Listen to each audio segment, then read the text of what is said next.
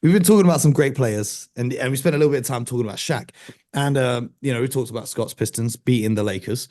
So speaking of great big men, and speaking of beating the Lakers, Nikola Jokic ruined LeBron's special night by obviously leading the Nuggets to a victory over there. And it got me thinking, where do you rank Nikola Jokic, the reigning Finals MVP, reigning NBA champion, two-time MVP of the league?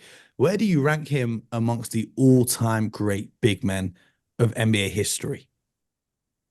Scott, I'm gonna start with you because I know what BJ's gonna say, so I'm gonna start with you, Scott. You know what I know BJ's gonna BJ's got a say. list of like 25 names he's gonna rattle off. No, no. I tell you what, boy, it is really difficult to compare people across eras and generations. Here's what I will say for Jokic. Right now, and I might get pushback on this, but I got to consider him the best center in this era today. He's not more talented than Joel Embiid. Now, let me just say that. But we talk about this all the time. He's more available. He's a two-time MVP. He's a champion. He plays the game the right way. I mean, he's impacted winning. He has shown us that. So that's why, to me, in all fairness, I've got to lean towards him in today's game because of what he has accomplished. Now, he's not a great defender, as we know, but he does rebound well for the position. Underrated aspect, especially even if you watch that game against the Lakers. He has fantastic hands. And yes, he's amazing at stealing the ball, at deflecting the ball when it goes through the paint. The amount of deflections the Nuggets come up with, and that allows them to score in transition, which obviously isn't a huge defensive prowess, but I wouldn't say he's a bad defender. No, I'm not saying he's a bad, but that's not you, but as in that's the narrative around him is that he's a bad defender. No, but he rebounds his position very well. I think he communicates on the back line.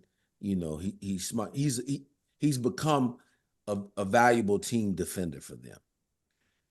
The guy is, I mean, it's unbelievable watching him get things done because of his lack of athleticism, to be honest with you. He doesn't have the quickest feet. He does have quick hands, as you mentioned. He doesn't elevate off the floor at all. I do think he's strong. I think he's very strong, but he's very clever, and he just really sees the game a couple plays ahead. So that, to me, he is the best in this era. Now, with that being said, as you analyze this era of big people, when you talk about centers, you're basically talking about he and Joel Embiid of true centers to me. Is there anybody I'm missing? Brook Lopez is in there, but that's. But we're talking about like the great, like Brook Lopez is a role player at this stage. This is my point. So when we talk about bigs, like really and truly, just those two now. The previous decade, it was like Dwight Howard on his own, and then that was really. Then before that, he had like Yao Ming and Shaq and those guys. But this is the end of a era. But you going back, then you got to go back to the star age of the big man when you're talking about Russell and Chamberlain and Kareem, and then then you go into the I think the top five big men centers of all time for me is solidified. Kareem, Bill Russell, Wilt, Shaq, and Hakeem Olajuwon. For me, that's solidified. Right. See, my point. What I'm getting to, I haven't been able to see him match up with athletes like that. Joel Embiid is really the only athlete that Jokic is matched up with like that. Well, and you've not seen them match up because Embiid's scared of playing in Denver, so you probably ain't going to see them match up. Yeah, but Embiid has played well against him. I think statistically, there will be a case to be made to put him in there when he's done because he's going to have multiple MVPs. His numbers are going to be off the charts.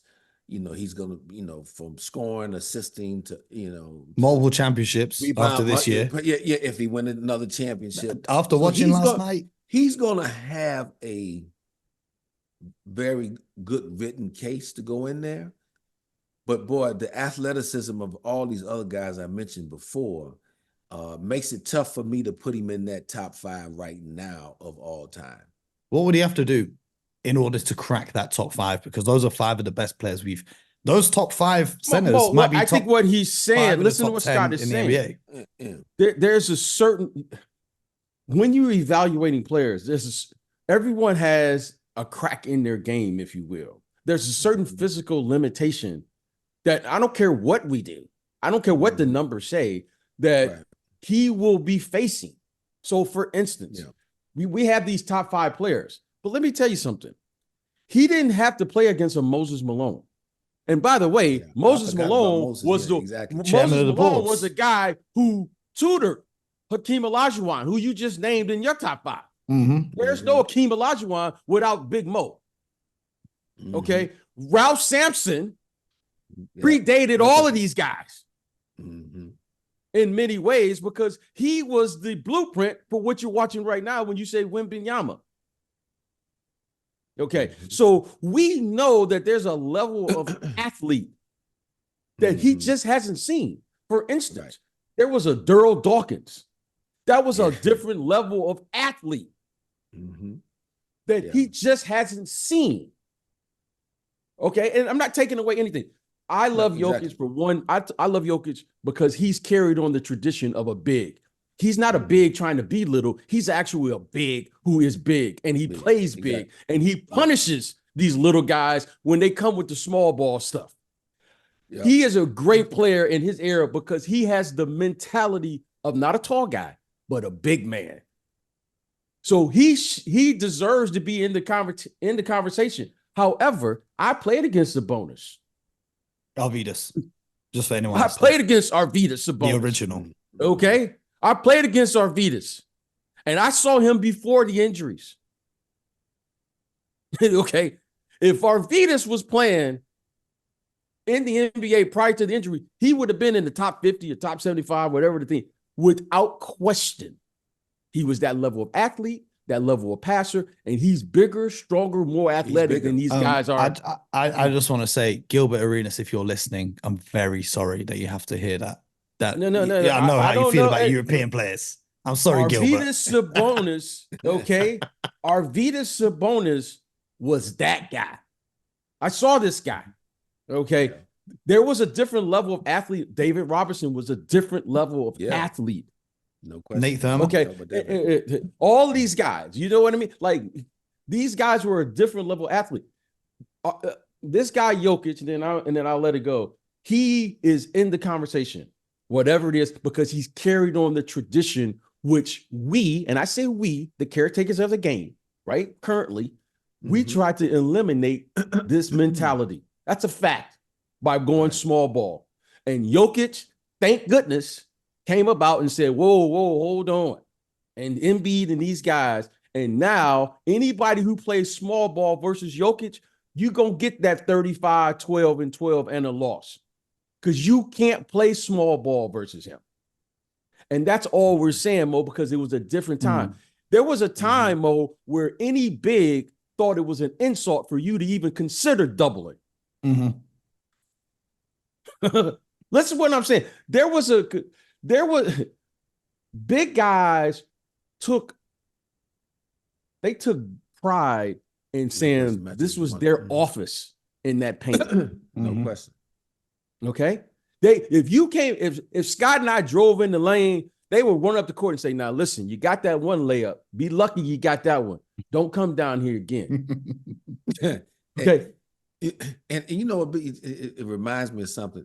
When we were talking about it earlier, when we would play the Lakers, it doesn't matter how big. Ben Wallace, 6'8", 6'9", if you're stretching, guarding Shaq. And it was talk about, well, maybe we need to double it. Ben, no. I got it.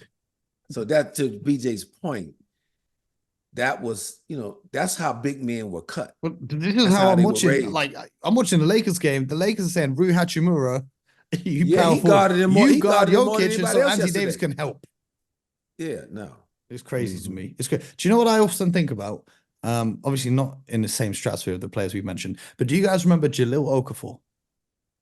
Guys like Jahlil Okafor and, Al Jefferson, these back to the basket bigs who were just, unfortunately for them, born into the wrong era of the NBA, because that post-up game that they had as a big man trying to play big, that's when it was being phased out by teams. And if they were just born into a different era, it could have been a whole different story.